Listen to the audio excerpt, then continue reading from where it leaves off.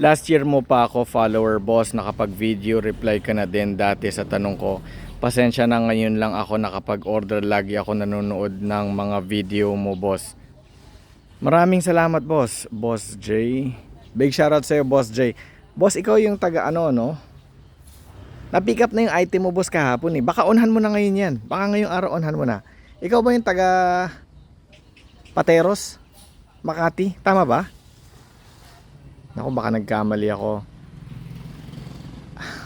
Baka 1 liter yung in-order mo, di ba?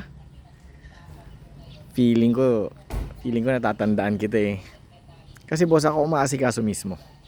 Ako umaasikaso, kaya nakikita ko yung bawat isang waybill. No? Makikita mo rin yung pagbalot dyan. 3 patong yan, bubble wrap, karton, bubble wrap, para make sure na hindi mababasag yung item. Tapos yung mga libreng organic lemons, nagsama din ako para sa'yo. Medyo dinamihan ko ata yung para sa'yo.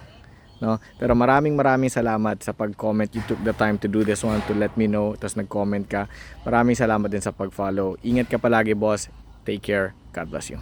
Hello everyone, sa mga taong gusto ng pure honey, ng raw honey, meron tayo sa Shopee, meron din tayo sa TikTok Shop. Cash on delivery tayo sa buong bansa, Luzon, Visayas at Mindanao.